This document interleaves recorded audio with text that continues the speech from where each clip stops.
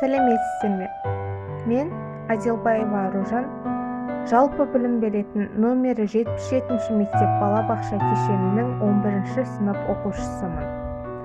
Сіздердің назарларыңызға мектеп алдын көгалдандыру жобасын ұсынамын.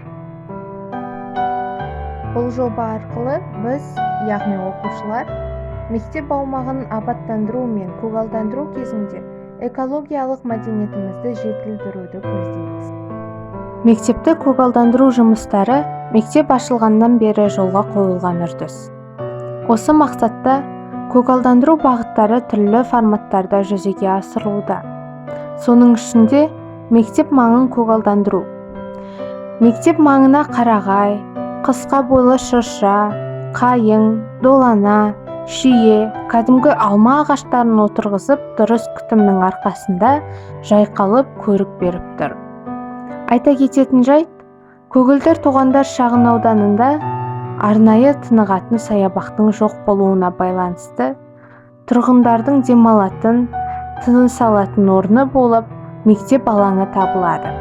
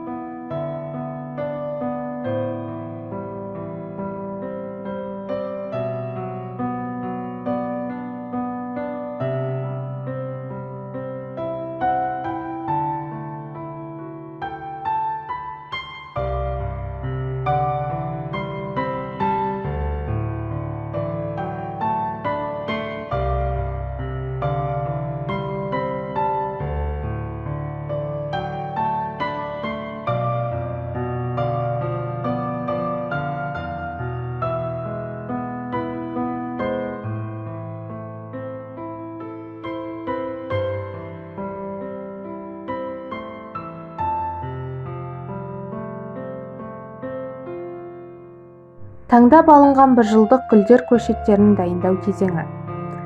Ақпан айының 10-ына қарай жиналған тұқымдарды тазалап болғаннан кейін тұқымдарды топырақ салынған жәшіктерге сеуіп, үнемі су бүркіп отырамыз. 1,5 айдан кейін өскіндерді жеке даралап отырғызып, гүл көшеттерін дайындаймыз. Көшеттерді мамыр айының 3-ші 10 күндігінен бастап, маусым айының 10-ы аралығында гүлзарға отырғызамыз.